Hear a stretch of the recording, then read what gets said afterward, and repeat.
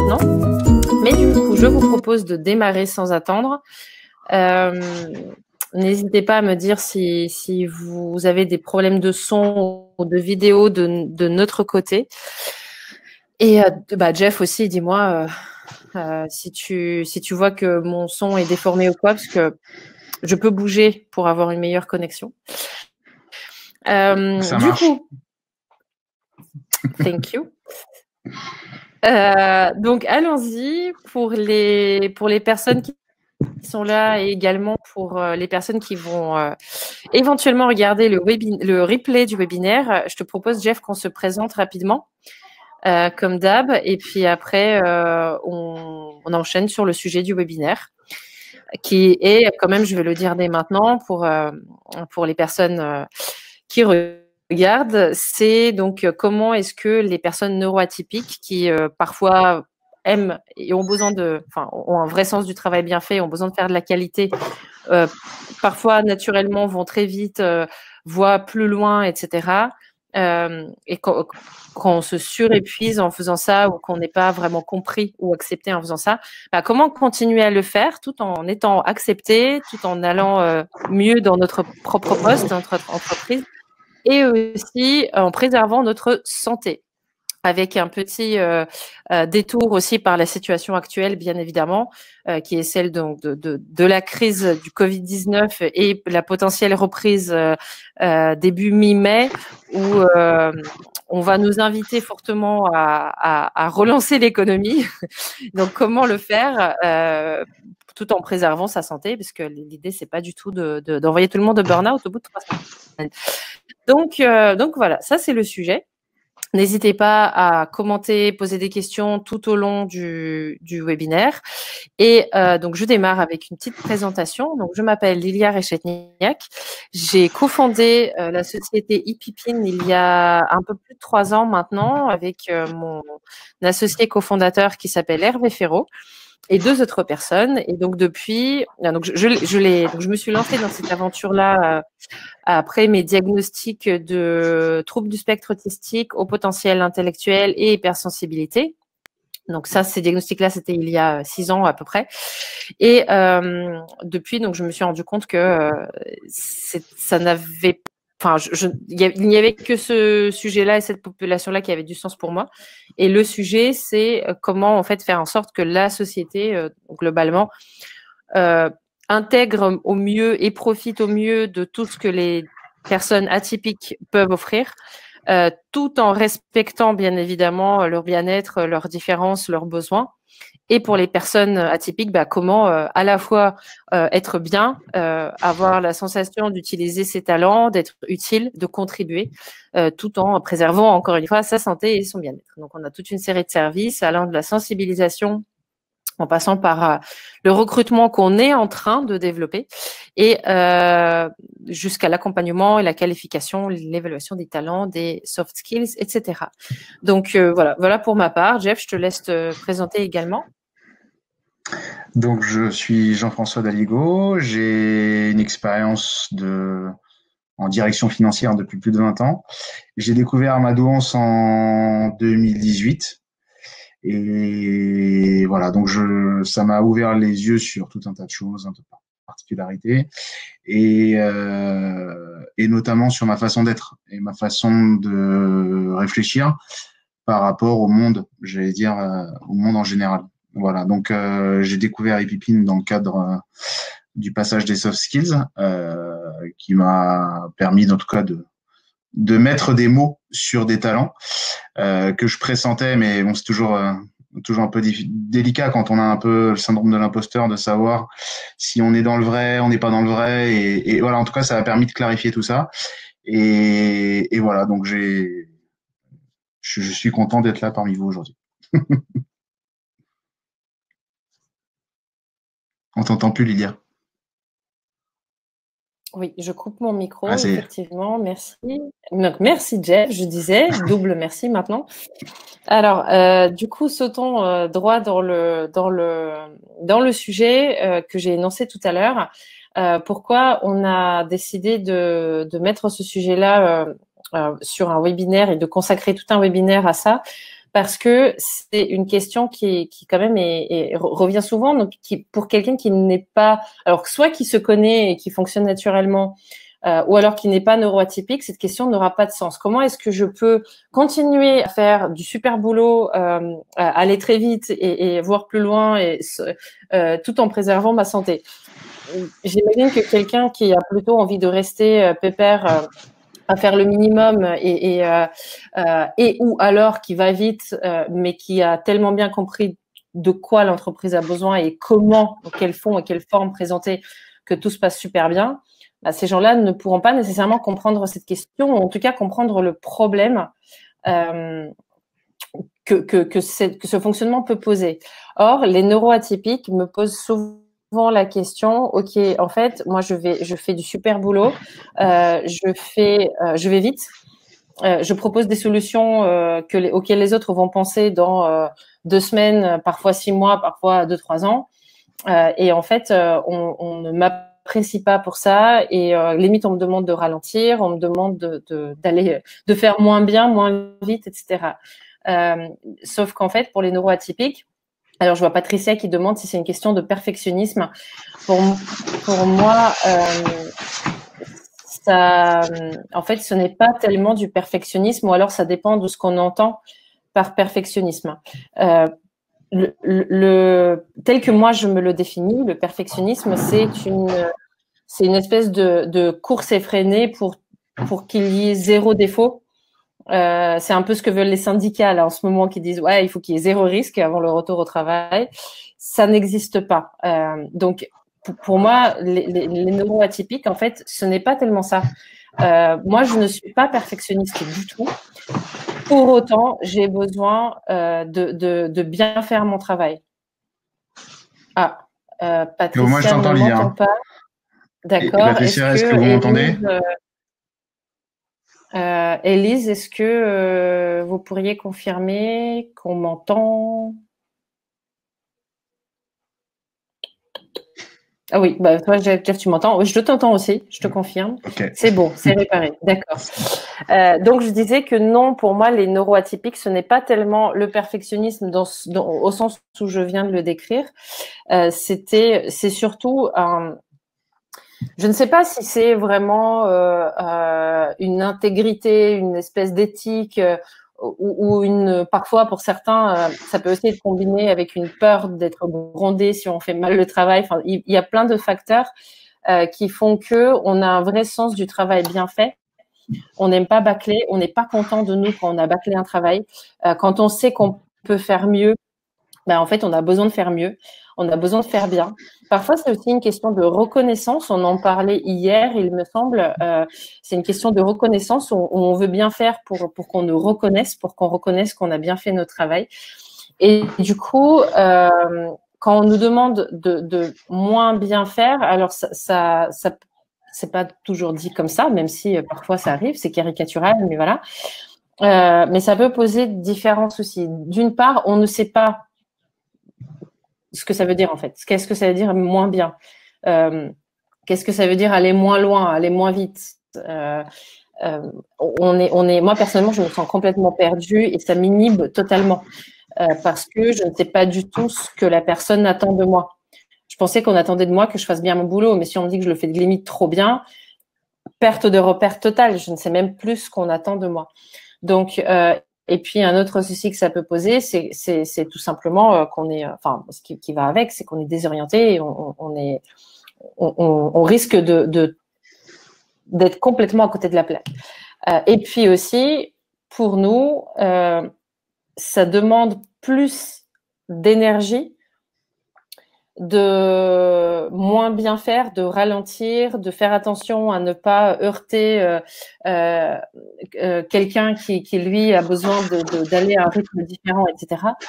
Ça nous demande plus d'énergie, donc on s'épuise, donc en fait, et puis en plus on perd l'intérêt, on perd le sens, et du coup, l'environnement de travail, le contenu du poste, etc., l'entreprise, ça devient complètement inintéressant et inapproprié, et parfois très énergivore, etc. Donc voilà, ça, c'est un aspect. Et puis le deuxième aspect, comme je disais, qui est très lié à ce qui se passe en ce moment, où en fait, notre sens du travail bien fait Si on nous demande d'aider les entreprises et l'économie à aller mieux, à se relancer, à bien travailler, à plus travailler, comme disent certains. Petite parenthèse, par là, je n'entends pas du tout revenir vers un fonctionnement comme avant, parce qu'on m'a fait une remarque, quelqu'un m'a fait la remarque de « Ah non, mais c'est pour revenir comme avant, non merci ». Bah non, en fait, il ne s'agit pas nécessairement de revenir comme avant, mais de relancer l'économie, même si c'est différemment. Mais comment est-ce que nous, on peut prévoir d'éviter de se surépuiser, de tout prendre sur nos épaules, parce qu'on a aussi un sens de responsabilité qui n'est pas toujours très sain par rapport à certaines choses. On en prend trop, on met tout le monde entier sur nos épaules. Donc voilà, autant de questionnements. Donc là, je n'ai aucune réponse en fait. J'ai posé que des questions. Jeff, je t'attends un peu au tournant là. J'ai aussi des éléments de réponse bien évidemment.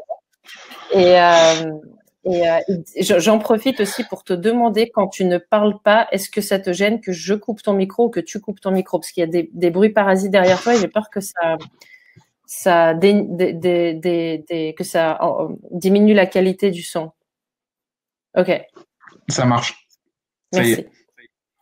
Ok, bah top. Alors du coup, vas-y, je te laisse, pour pas que je fasse un monologue, je te laisse parler. Ouais, sur un truc que tu as dit et que je trouve relativement intéressant, c'est la valorisation du travail accompli. Ça, c'est quelque chose qui pour moi a beaucoup de sens.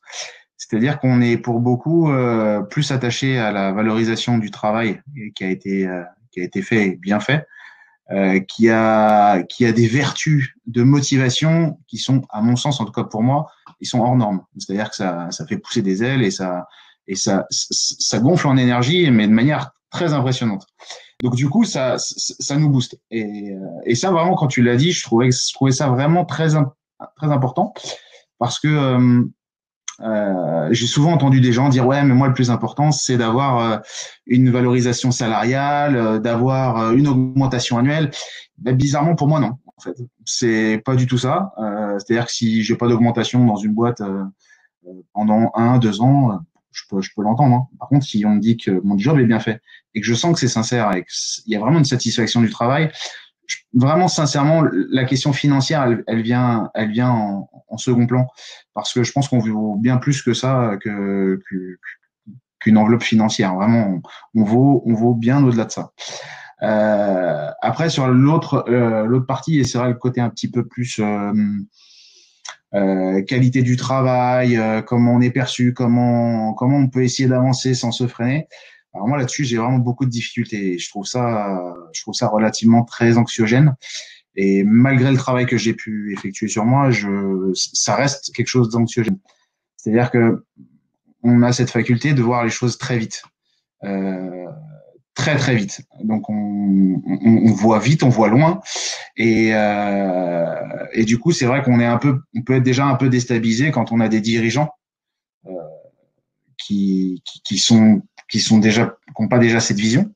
Donc ça c'est quelque chose moi aujourd'hui sur lequel j'ai fait un petit peu la part des choses. J'ai dit ben voilà, c'est tout à fait entendable qu'il n'ait pas cette vision. Par contre, ce que je ne tolère pas, c'est que il refuse d'entendre.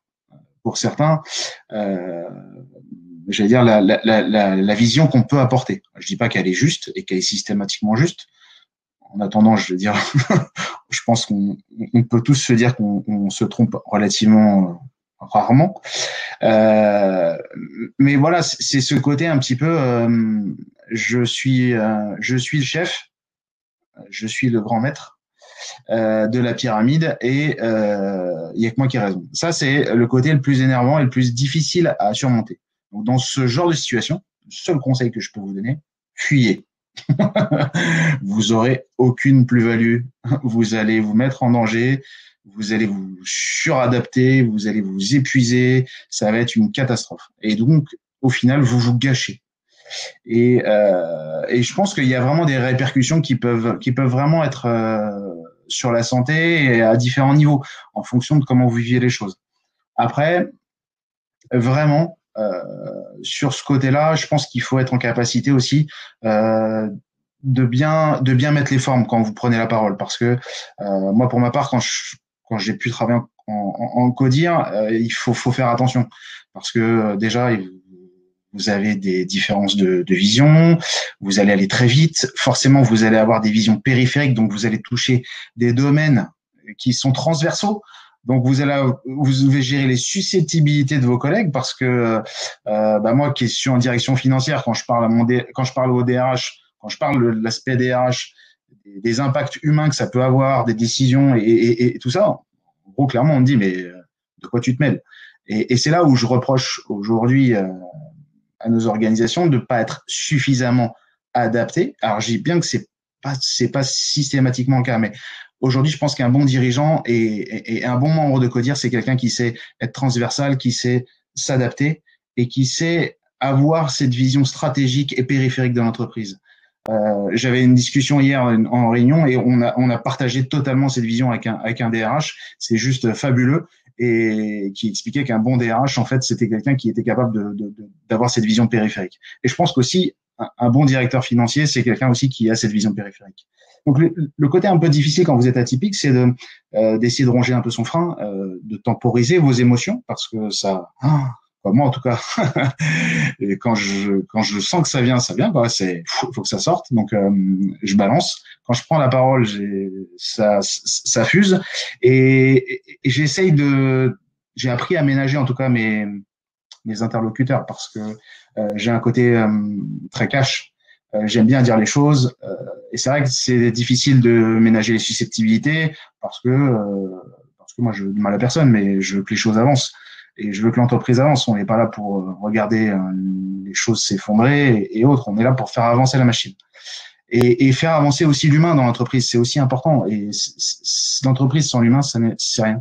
Donc du coup, voilà, je pense qu'il y a ces choses-là qu'il faut arriver à ménager sur le plan de la forme. Voilà, tout est une histoire de forme.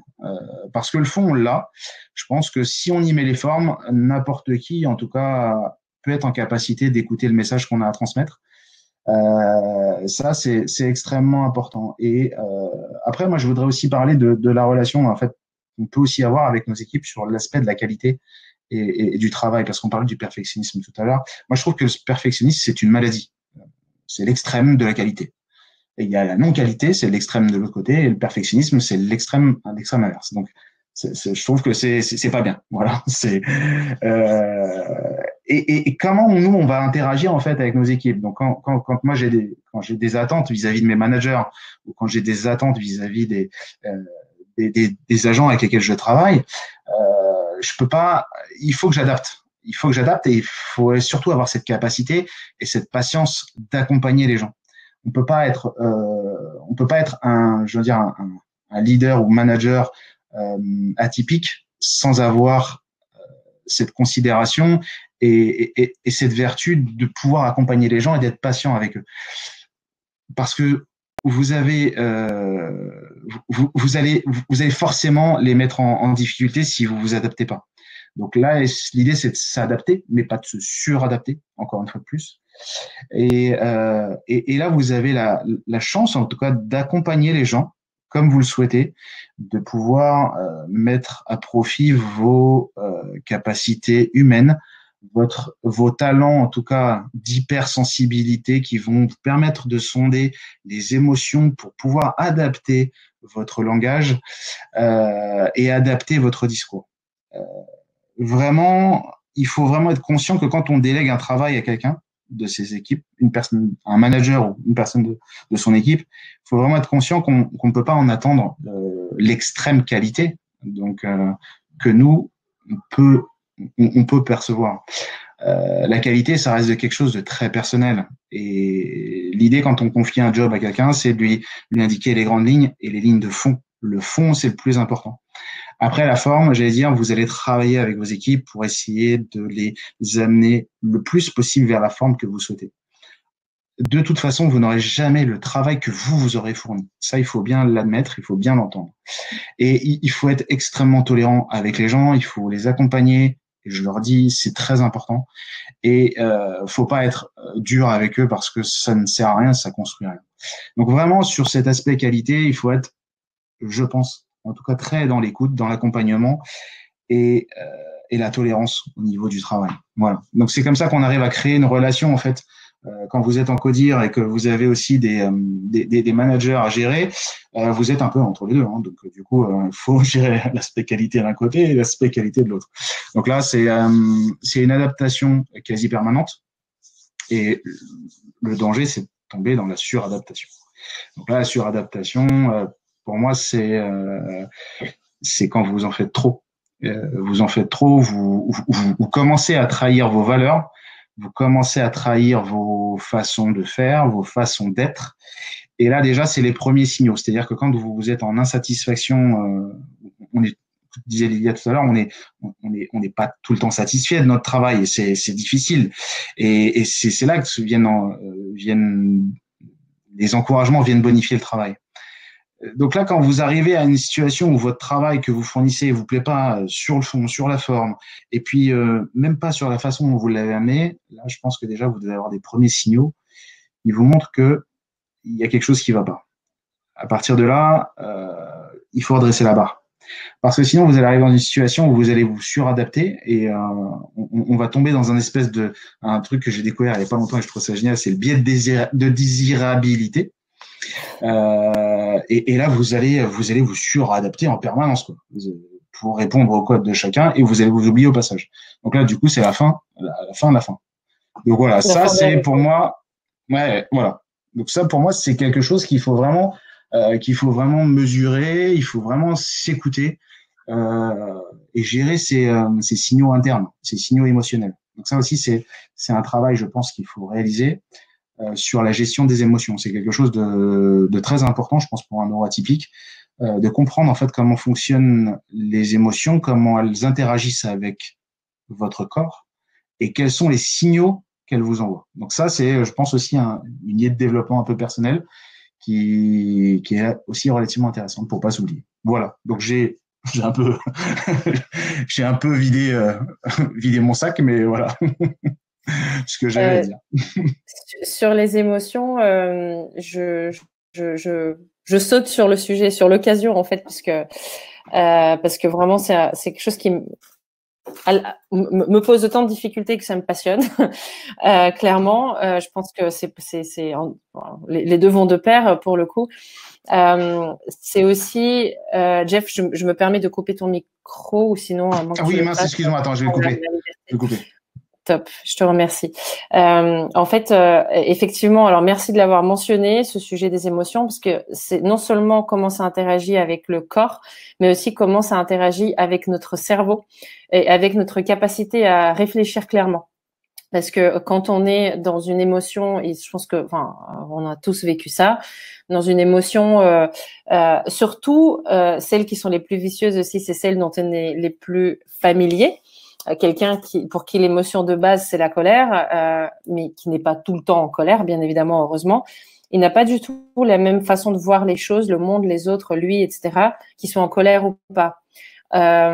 Pour quelqu'un qui a perpétuellement l'impression d'être rejeté, abandonné, etc., quand ce sont ces émotions-là qui prennent le pas sur enfin, qui sont très présente maintenant, bah c'est pareil en fait. Il ne va pas avoir la même manière de réfléchir, la même clarté de penser, de penser et de voir les choses que quand il est dans son état naturel.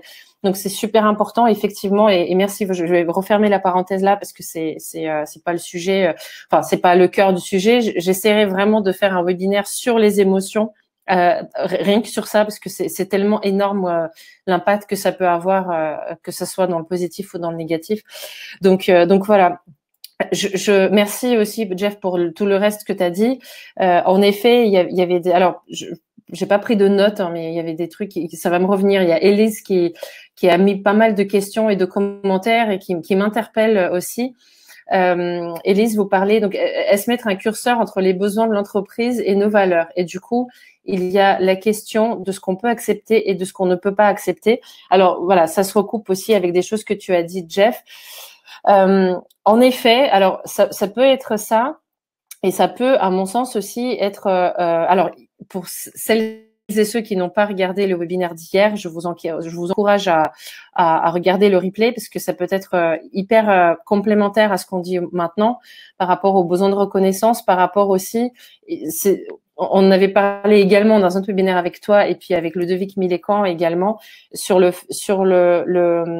fait de comprendre à quel moment en fait et comment faire aussi pour comprendre si un job, si ça nous convient, si ça ne convient pas et pourquoi c'est important en fait de ne pas se forcer quand on a la possibilité à rester dans un boulot qui nous. Alors hier on parlait du burn-out, mais on parlait aussi du bore-out, du brown-out, etc. Et donc le bore-out, c'est quand on s'ennuie. Donc si par exemple, Élise, on vous demande de fournir un travail qui correspond aux critères de qualité ISO et que c'est complètement aberrant parce que ce qui a été normé ne correspond pas nécessairement au cas sur lequel on est en train de travailler là maintenant et que bon c'est un peu incohérent et complètement délétère pour le projet, pour la mission ou quoi. On peut très vite sombrer dans le bore-out et du coup commencer à se faire chier au travail. Et est-ce que est-ce que notre manager, notre patron, nos collègues, est-ce qu'ils comprennent ça? Est-ce qu'ils peuvent nous aider à contourner la difficulté? Auquel cas, pourquoi pas? On peut quand même rester. On n'est pas obligé de fuir à chaque fois. Je discutais avec une personne qui m'a gentiment donné quelques astuces qu'elle avait mises en place pour continuer à travailler dans son entreprise. Elle faisait un très bon binôme avec sa boss. Et en fait, ce qu'elle faisait, c'est que la personne qui est HPI et hypersensible, elle avait des intuitions sur des choses, sur des idées, sur des solutions.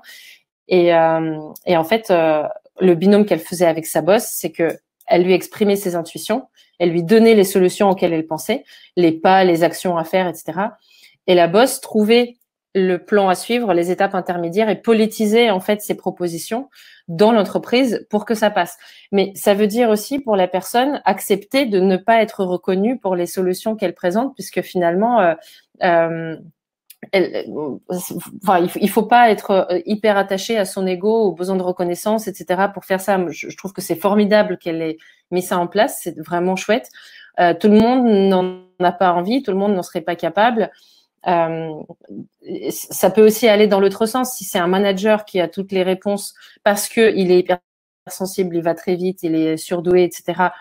Et c'est son équipe qui l'aide à mettre en place le pas à pas, la progression, etc.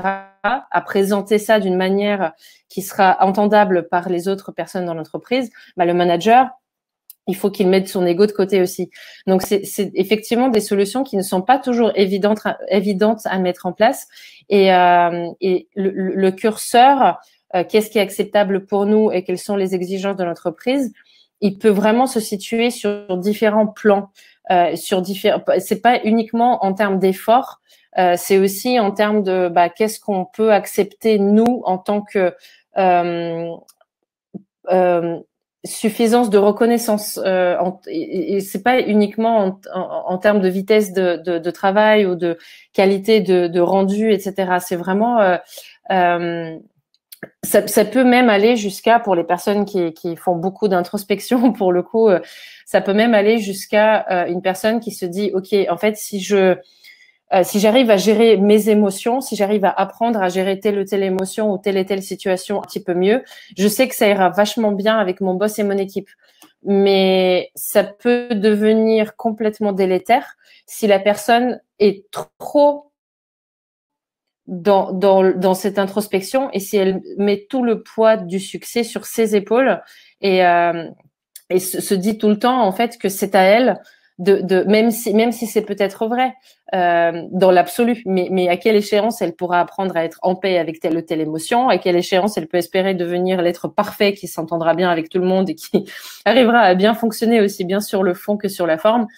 On ne sait pas. Donc en fait ce curseur là, bien sûr, pour moi, il y a deux critères. Il y a le premier, c'est l'existant. Si on regarde juste l'existant là maintenant, est-ce que c'est possible ou pas sur le long terme? Est-ce que je suis capable de continuer comme c'est sur 1 an, 2 ans, 3 ans? Si la réponse est oui, en tout cas pour l'instant, pourquoi pas? On n'est pas obligé de quitter le job, on n'est pas obligé de fuir la situation, etc. Si la réponse devient non, aussi, la réponse est Ouais, mais avec quelques changements, bah, vaut mieux être très clair sur les changements, aussi bien les changements en soi que les changements extérieurs qu'on peut se permettre de demander.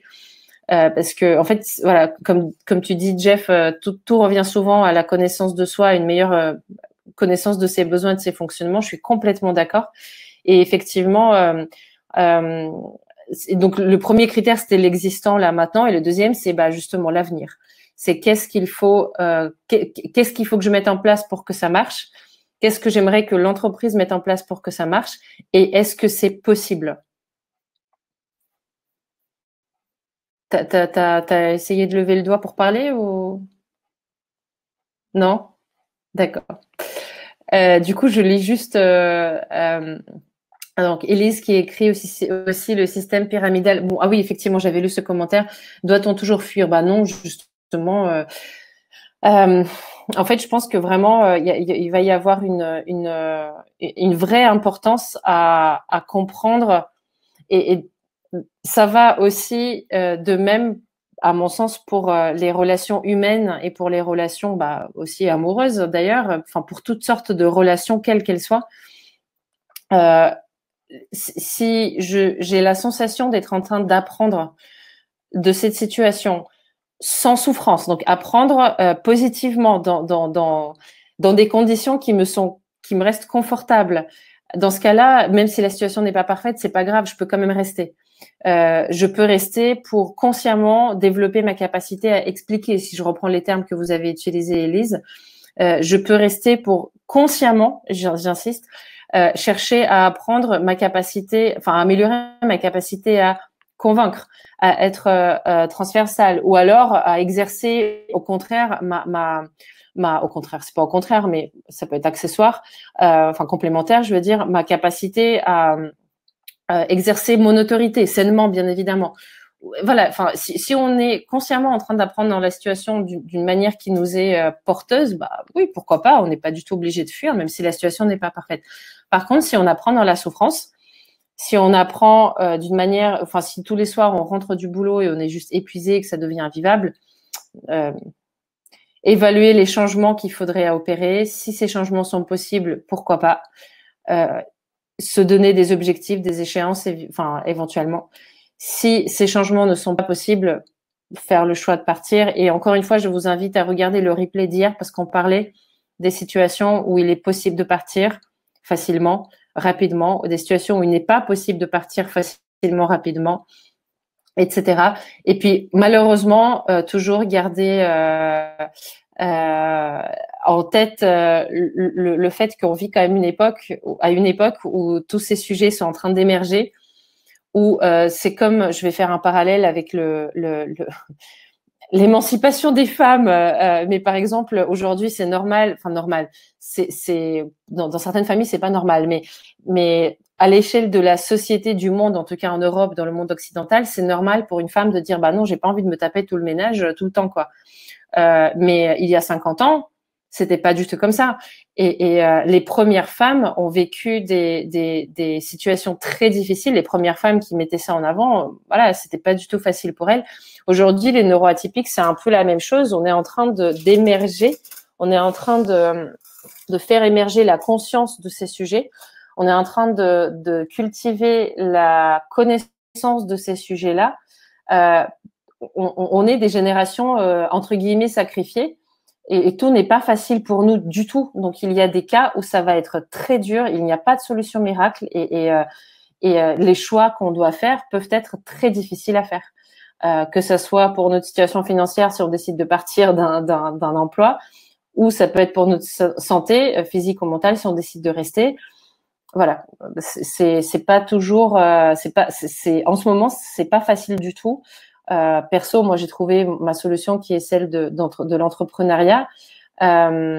Génération pionnière, oui tout à fait. Alors comme disait un de mes auteurs préférés, ça ne devait pas être facile pour les premiers hommes parmi les singes.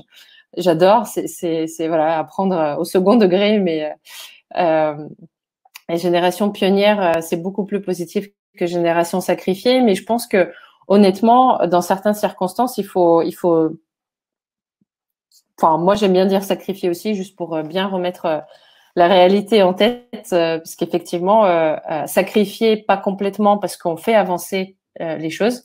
Je pense qu'on fait vraiment avancer la société sur ces sujets-là, tous autant qu'on est. Et dans ce sens-là, on n'est pas complètement sacrifié, donc on est pionnière, mais il y a beaucoup de douleur et beaucoup de souffrance dans nos générations liées à ces sujets-là.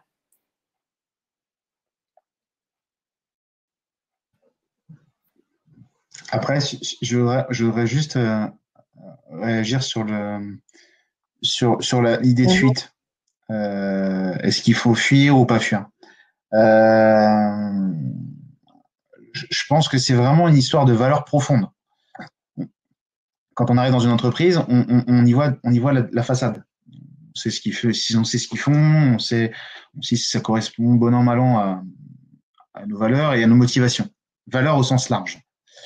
Après, quand vous êtes dans l'entreprise, il y a un peu plus le quotidien, la façon d'être des gens, la façon de gérer l'humain, la façon de gérer le business. Et ça, je pense qu'en termes de cartographie interne, au niveau des valeurs, il y a des choses qu'on peut se permettre d'accepter, des choses qu'on ne peut pas se permettre d'accepter. Donc assez rapidement, il faut arriver à déchiffrer ces codes. Moi, je vais prendre un exemple très très clair. Vous arrivez dans une entreprise où vous êtes attaché aux valeurs humaines. Vous arrivez dans une entreprise qui prône, je sais pas moi, les super valeurs humaines. Vous vous rendez compte que quand vous arrivez dans la boîte, c'est juste totalement l'inverse. Que tout le monde est maltraité, que tout le monde est à l'agonie et que tout le monde est en souffrance. Là, vous avez, je pense, la meilleure idée qui puisse vous arriver, c'est de partir. Et à n'importe quel prix, vraiment. Vraiment à n'importe quel prix, parce que votre santé, elle n'a pas de prix. C'est-à-dire qu'au jour où vous allez atteindre votre santé, là, le retour en arrière, il va être plus compliqué. C'est-à-dire que votre corps, là, ça va être plus difficile à gérer. Donc, vraiment, la fuite, elle doit être faite très rapidement et de manière très construite, en tout cas. Il faut la construire, cette fuite, mais très rapidement, dès que vous avez connaissance, en tout cas, de ce genre de pratique. Je pense que c'est vraiment très important, en tout cas, d'adopter cette posture-là. Après, sur les parties bore-out, ouais, il y a tout ce qui est bore-out. Ça, c'est quelque chose, effectivement, qui nous met beaucoup en difficulté sur le côté effort entier. Mais après, il y a le bore-out aussi qu'on impose. Pareil, sur les comportements que vous pouvez voir en entreprise, il y a des entreprises qui pratiquent le bore-out. C'est-à-dire qu'ils vont vous foutre dans un placard. Et là, c'est pas le bore-out un petit peu politiquement correct, c'est qu'on va vous mettre dans un placard. Et là, le bore-out, vous allez le prendre de plein fouet. Donc, quand vous voyez qu'une entreprise est capable de faire ce genre de choses, je peux vous inviter qu'à réfléchir. Parce que moi, je pars du principe que les choses n'arrivent pas qu'aux autres. Donc, systématiquement, quand vous voyez ce genre de choses, ce genre de comportement, je pense qu'en 2020, on est un peu sensibilisé avec tout ce qui est un peu harcèlement et tout ça. Il faut vraiment partir et quitter ce genre d'environnement. C'est vous offrir la paix à vous et oui, c'est de la fuite, mais je pense qu'il faut à un moment penser à soi et penser à ce qu'on a envie de faire. Voilà, donc on peut arriver à se tromper. C'est comme ça qu'on va on va apprendre aussi. On va apprendre à déceler ce genre de choses en entreprise. Et voilà. Donc ça, c'est quelque chose de vraiment très très très important. Je pense qu'il faut être au clair entre les valeurs qu'affiche l'entreprise et les valeurs perso qu'on a, qui sont intrinsèques à nous-mêmes et qui nous habitent. Voilà, ça, il faut faire attention à bien les ménager en tout cas. Voilà. Oui, vas-y, termine. Non, c'était tout. J'allais juste dire en fait que ce que tu dis, ça répond aussi au commentaire de Patricia qui dit « Il me semble que le curseur est avant tout interne ». Je suis complètement d'accord, il est interne, ne serait-ce que par le fait que deux personnes, même avec le même profil, la même personnalité, enfin, ou en tout cas des personnalités similaires, etc., ne vivent jamais la même situation de la même manière. C'est le truc classique dans les histoires du développement personnel. On dit oui, c'est pas ce qui nous arrive, mais ce qu'on en fait qui nous construit en fait. Et on donne l'exemple d'un accident ou d'une catastrophe que plusieurs différentes personnes ont vécu. Et il y en a une qui a dit mince, toute ma vie est foutue. Voilà, je viens de vivre cet accident, ça me traumatise, etc. Et une autre personne qui va dire qu'est-ce que j'ai de la chance, je suis encore en vie. Donc, dans ce sens-là, le curseur est complètement interne. Je suis vraiment, vraiment d'accord. La nuance que j'ai envie d'apporter à ça, c'est que c'est enfin, je le dis vraiment toujours quand je vais en entreprise et je le dis toujours dans chaque webinaire. Je pense aussi, on co-construit une relation. Donc, on ne peut pas tout prendre sur soi. Quand un manager est en souffrance parce que un de ses collaborateurs ne veut faire aucun effort, je lui fais toujours comprendre ou je le rassure en tout cas sur le fait que le collaborateur aussi, le collaborateur aussi a une part de responsabilité dans la relation et que si un collaborateur ne souhaite faire aucun effort, ne souhaite pas être accompagné ou faire quoi que ce soit pour que ça s'arrange, l'entreprise, le manager ne pourront pas faire l'ensemble du boulot. C'est exactement pareil dans l'autre sens. On ne peut pas tout prendre sur ses épaules. Donc, parfois, une partie de ce curseur est externalisable dans le sens où on peut sainement et intelligemment demander à ce qu'il y ait un aménagement, à ce qu'on fasse une mobilité, à ce que, par exemple, j'ai une amie qui, parmi mes nombreuses amies, partenaires, clients, etc., dont je reçois beaucoup de témoignages, bien évidemment, mais en fait, on lui a dit récemment, mais t'as qu'à mettre un casque anti-bruit, en fait, si le bruit te gêne autant. Il dit, bah ouais, mais pourquoi ne pas demander aussi aux autres personnes de faire preuve d'un peu plus de civisme? Donc là, on peut l'entendre de différentes manières. Est-ce que les autres communiquent normalement tous? Et puis c'est elle qui est vraiment tellement hypersensible que bah oui, dans ce cas-là, c'est à elle de faire l'effort. Mais si tout le monde hurle en permanence et que les portes claquent et que c'est effectivement un manque de civisme évident, bah je vois pas pourquoi ce serait qu'à elle de faire l'effort et pourquoi on ne pourrait pas changer certaines pratiques dans l'entreprise pour que les interactions se passent plus calmement. Donc on peut et je ne sais pas du tout si c'est de ça que vous parliez, Patricia, ou pas. Je vois que vous marquez l'impact de nos blessures émotionnelles. Oui, bien sûr, mais c'est vraiment une précision que je tenais à apporter parce que je connais trop de neuroatypiques, d'hypersensibles, de HPI, enfin voilà, de personnes autistes, etc., qui ont toujours l'impression que c'est à elles de faire tous les efforts du monde. C'est la porte ouverte à toutes les fenêtres j'adore cette expression. C'est la porte ouverte à tous les abus, tous les harcèlements, parce que si on a toujours l'impression que c'est à nous de faire tous les efforts, ben on est très manipulable, on est extrêmement facile on est extrêmement susceptible. C'est surtout ça que je cherchais à faire un burn-out, à faire, et puis finalement finir par exploser et là pour le coup fuir une situation à laquelle on aurait pu contribuer différemment si on était plus à l'écoute de nos propres fonctionnements, de nos propres systèmes d'alarme intérieure et si on avait su dire stop plus tôt. Donc, c'est nos blessures émotionnelles, tout à fait, elles ont un rôle énorme. Ça peut être un rôle, si on apprend à bien le gérer, ça peut être un rôle extrêmement porteur, tout comme ça peut être un rôle très, très délétère suivant le cas parfois aussi. Alors, vous dites c'est vrai, mais la question est de savoir pourquoi et souvent, la question est de savoir pourquoi. Alors, pourquoi quoi exactement? Et souvent, c'est à rechercher dans notre histoire. Oui, si on parlait des blessures émotionnelles et de cette tendance à se remettre tout le temps en question et à ne faire que se remettre soi en question. Oui, bien sûr, c'est là où on revient encore une fois à une meilleure connaissance de soi. Je pense qu'on gagnerait tous, qu'on soit neuroatypique ou pas, qu'on ait des blessures énormes ou pas, on gagnerait tous à faire un peu d'introspection, tous, chaque être humain sur Terre, à partir du moment où il fonctionne avec un conscient. Par là, je veux dire, en fait, il y a des enfants qui fonctionnent avec des fréquences cérébrales, donc qui ne sont pas encore, vu leur âge, capables de se remettre en question, ce qui est normal, donc on ne va pas leur demander. Mais à partir du moment où on a la capacité, oui, je pense que ça peut être très positif, ça peut être très porteur, et l'équilibre devient un petit peu différent. L'équilibre devient à quel point est-ce que je fais ce travail d'introspection, de recherche, de connaissance de moi pour moi, pour aller mieux, pour que ça me serve dans ma vie de tous les jours, où que j'aille, quel que soit mon employeur, quel que soit mon partenaire de vie, etc. Ou à quel point est-ce que je le fais parce que je n'arrive pas à m'accepter tel que je suis, parce que j'ai toujours l'impression qu'il faut que je sois encore un peu plus parfait, un peu moins émotif, un peu plus ci, un peu plus ça, etc. Auquel cas, là, ça devient une course contre la montre et là, on est un hamster dans sa roue et on va finir par crever, en fait. Donc, je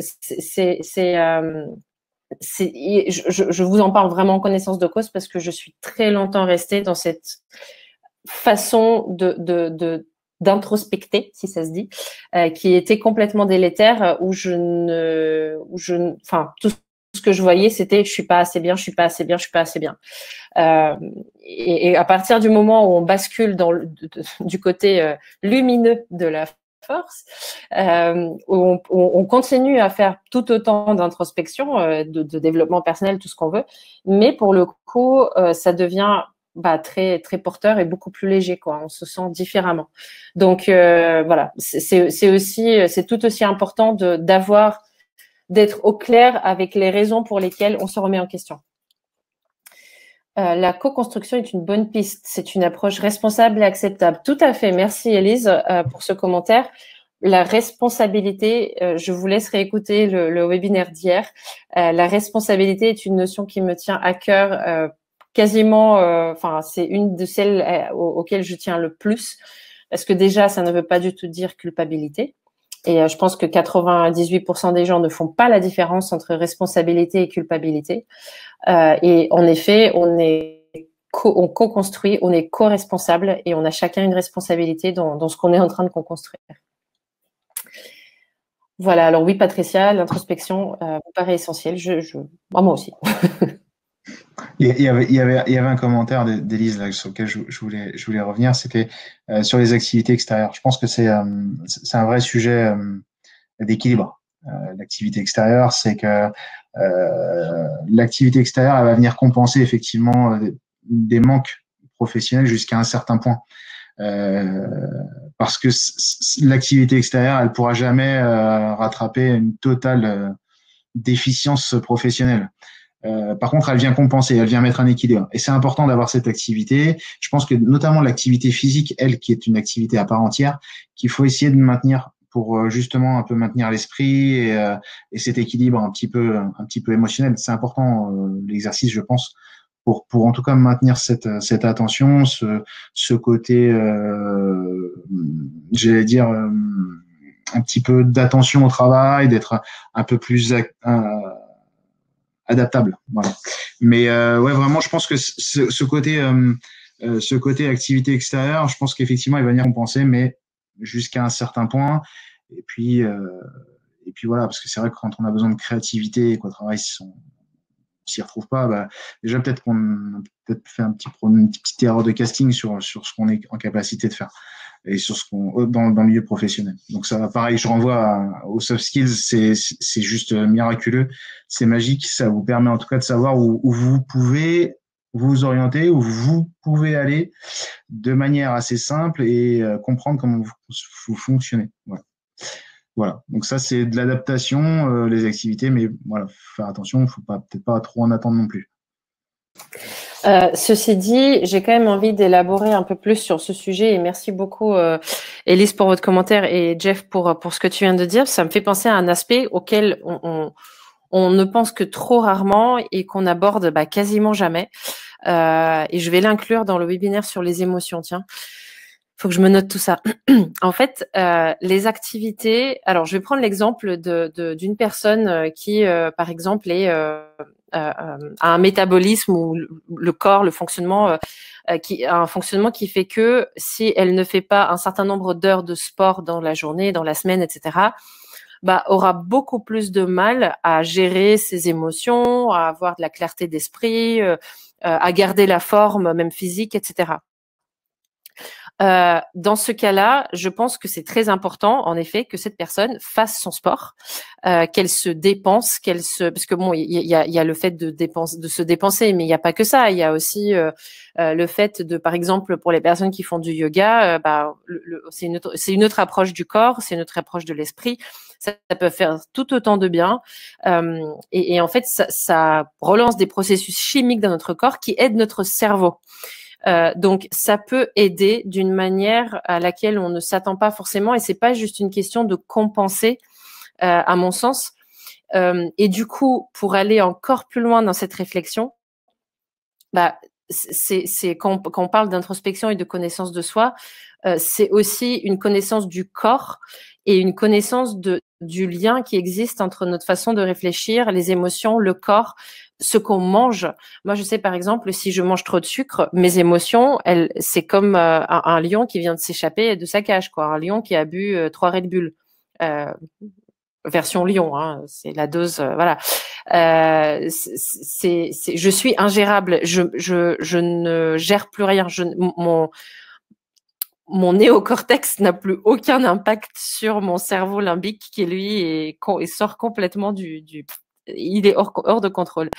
Donc je suis obligée de réduire le sucre, et c'est pas une activité extérieure entre guillemets, mais c'est un détail dans mon quotidien que je rajoute pour m'aider à mieux vivre les situations.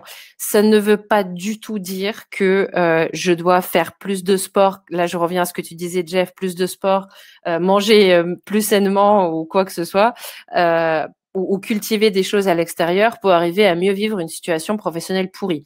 On n'est pas du tout là-dedans. En revanche, le vrai gros changement et apport positif, la grosse valeur ajoutée de faire ça, c'est que ça nous permet d'avoir une meilleure clarté d'esprit, en fait. On est moins submergé par les fluctuations d'énergie qu'on a intérieurement. On est plus facilement capable de repérer où est notre curseur intérieur et justement quelle action, quel choix faire, quelle décision prendre, etc. Et c'est super important. C'est vraiment, enfin, encore une fois, on n'en parle pas suffisamment. Je vais vraiment en faire tout un sujet à part entière parce que je trouve que c'est beaucoup trop important, c'est beaucoup trop passionnant, et je vais me débrouiller pour avoir un professionnel de la santé à mes côtés, parce que je n'ai qu'une légitimité d'une personne qui expérimente et qui vit, mais pas de légitimité médicale là-dessus. Mais c'est absolument essentiel. Et on ne fait pas assez souvent. Alors, c'est vrai que les neuroatypiques, certains neuroatypiques, surtout les parents d'enfants autistes ou alors les personnes avec autisme, remarquent plus facilement parce qu'elles sont plus intensément impactées par la nourriture, par l'activité sportive, etc. Donc, c'est vrai que probablement que dans les milieux de la neurodiversité, on est un peu plus conscient de ça. Mais à part ça, enfin voilà, on n'en parle pas assez. Et encore une fois, très très important, ça ne doit pas être fait dans le but de mieux arriver à subir des situations compliquées. Bonne idée de sujet. Merci, Élise. Merci. Je vais essayer de trouver le bon professionnel qui à la fois a la légitimité médicale et à la fois une vision, une ouverture d'esprit suffisante pour arriver à faire le lien entre toutes ces parties de nos comportements, parce que c'est pas souvent le cas. Nos médecins, la preuve, nos médecins ne nous conseillent pas souvent de trouver des remèdes naturels, ou de manger différemment, enfin, sauf les trucs évidents. Fumez moins, mangez mieux, faites du sport. Mais il n'y a pas que ça, hein, en fait. Donc, bon. Voilà. Est-ce que vous avez d'autres, vous les participants, toi, Jeff, est-ce que vous avez d'autres commentaires, questions, contributions pour le webinaire d'aujourd'hui? Juste sur quelque chose que j'ai vu sur la qualité, effectivement, et les normes qui régissent un peu notre monde. Moi, j'aimerais juste te dire que pour travailler avec des normes et des normes ISO, ça fait partie je pense qu'il faut être câblé. câblés pour le faire parce que c'est extrêmement cloisonnant et emprisonnant pour des gens on peut pas être créatif, quoi. Je vois pas comment on peut être créatif et faire de la qualité. C'est pour moi deux choses totalement incompatibles. De la qualité, on en a besoin parce que il faut quand même qu'il y ait un cadre. Ça, c'est important. Par contre, il faut aussi accepter qu'on n'est pas en capacité, quand on est créatif, de travailler dans un cadre de qualité. Et je pense même qu'aujourd'hui, la qualité, je trouve que ça manque. La vie en général manque de qualité. C'est pas mon point fort, la qualité. Hein, vraiment. Moi, je suis plus dans la création que le côté un petit peu qualité au sens pur du terme. Mais même si j'en ai fait et j'en ai fait, j'aime ça un tout petit peu, mais bon voilà. Je trouve qu'aujourd'hui le monde manque un peu de qualité. On le voit en fait. Il y a de plus en plus de choses, quoi. Je veux dire, il y a des choses simples où on voit que la qualité c'est totalement absenté.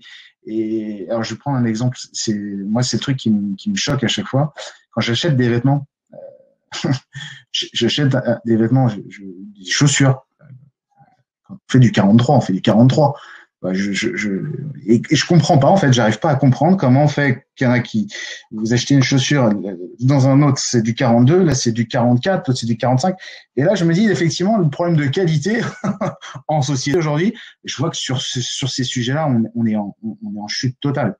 En chute totale. Et je pense qu'on a besoin de remettre du cadre sur des choses un peu essentielles qui régissent notre quotidien, et on s'est un peu oublié là-dessus. Mais bon, là, je me suis un peu égaré, mais voilà, c'était mon petit coup de gueule contre la qualité, la braderie de la qualité. Mais ouais, voilà, on peut pas, en tout cas, faire cohabiter, je pense, une créativité foisonnante et une qualité où, je vais dire, voilà, il faut arriver à prendre sur soi. C'est important. Voilà. Je pense qu'il y a là, pour le coup, il faut être en capacité dans le monde professionnel à faire de la qualité, mais faire aussi autre chose à côté dans son job. Parce que si on est hyper créatif et qu'on fait que de la qualité, je pense qu'on devient vite dingue. Voilà.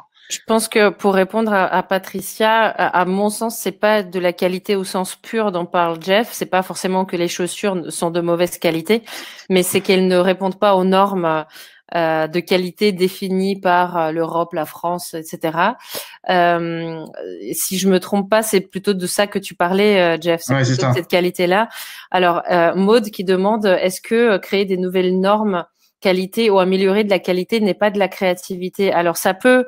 Si, totalement. Ça peut, bien évidemment. Pour moi, la créativité. Alors après, c'est là où en fait.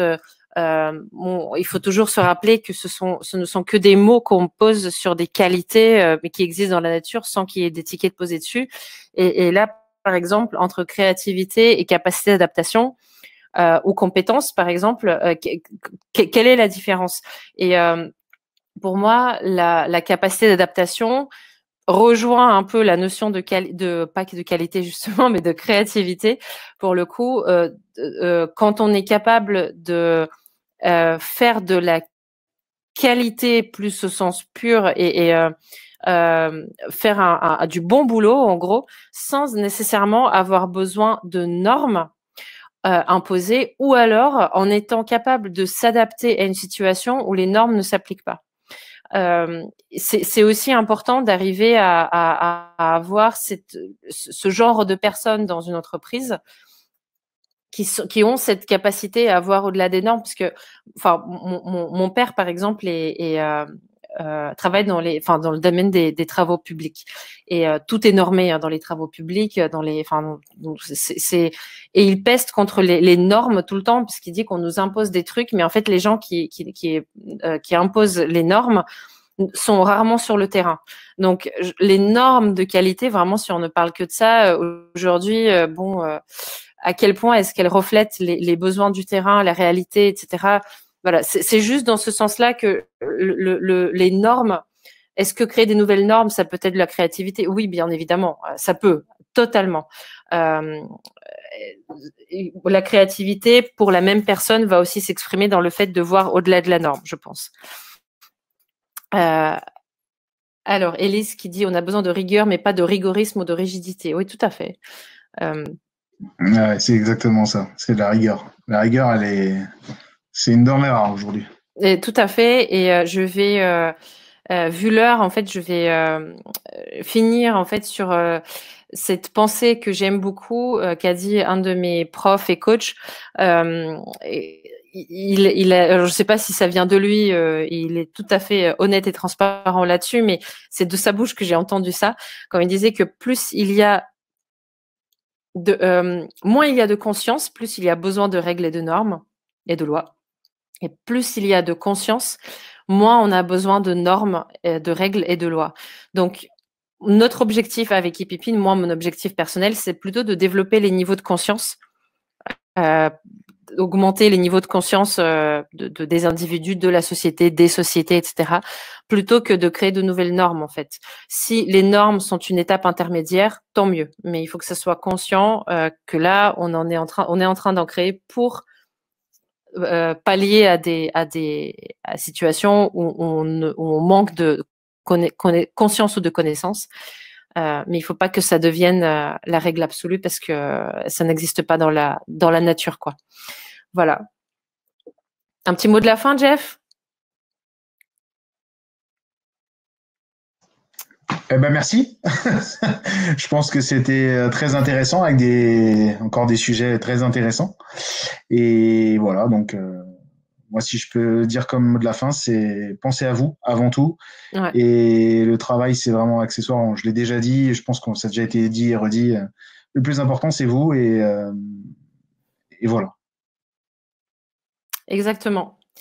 Merci Elise, excellentes idées que de vouloir développer les niveaux de conscience. Bah, ça me paraît en fait le plus important, c'est ce qui va donner la base la plus solide à tout le reste. Donc merci, je suis ravie que ça vous parle. Merci Jeff, merci à tous les participants. Merci pour vos questions, commentaires, participation. C'est toujours mieux quand c'est dynamique comme ça. Donc c'était top. Et puis le replay, bah très prochainement. Très prochainement. Ouais. À bientôt. Allez, à bientôt, bon après-midi. Au revoir. Au revoir.